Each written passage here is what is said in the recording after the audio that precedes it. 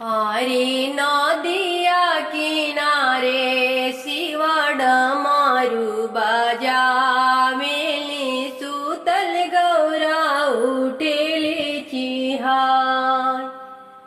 हरी नदिया किनारे शिवड मारू बजाइली सुतल गौरा उठेली चिहाय। आरे मायना मायेरी असे करिली अरजिया डमरू देखना हम जाय। आरे मायना मायेरी असे करिली अरजिया डमरू देखना हम जाय। आरे नदिया किनारे शिवड मारू बजाइली सुतल गौरा उठेली चिहाय। आरे मायना मायेरी असे करिली अरजिया डमरू देखना हम जाय। आरे मानिले हुए बेटी हमारो कहानावा डमरू देखना जानी जाय। आरे मानिले हुए बेटी हमारो कहानावा डमरू देखना हम जाय। आरे मानिली हुए बेटी हमारो कहानावा डमरू देखना जानी जाय। आरे उता हुए बेटी जोगिया फकीरावा रूपा देखो जई बुडेराय। आरे ऐसा न बोल जाने बोला मोरे आमा उता हाई भोला जी हमान।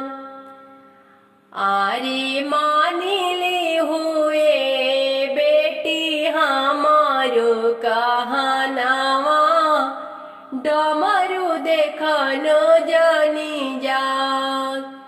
आरे उता हुए बेटी जोगिया फकीरावा रूपा देखी जई बुडराय। आरे ऐसा न बोल जानी बोला मोरिया उता हाई भोला जी हमार। आरे नदिया किनारे शिवड मारू बजावेली सुतल गौरा उठेली चिहाय। आरे नदिया किनारे शिवड मारू बजावेली सुतल गौरा उठेली। बजा दो भोले डमरू आज मोरे अंगना बजा दो भोले डमरू आज मोरे अंगना।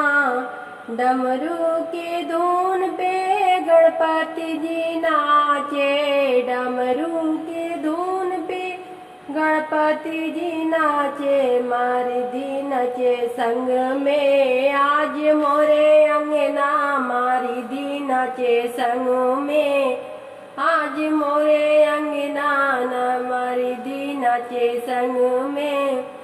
बजा दो भोले डमरू आज मोरे अंगना बजा दो भोले डमरू आज मोरे अंगना। डमरू की धुन पर ब्रह्मा जी नाचे डमरू की धुन पर ब्रह्मा जी नाचे माँ लक्ष्मी माँ के संग में आज मोरे अंगना माँ लक्ष्मी माँ के संग में आज मोरे अंगना। बजा दो भोले डमरू आज मोरे अंगना, बजा दो भोले डमरू आज मोरे अंगना।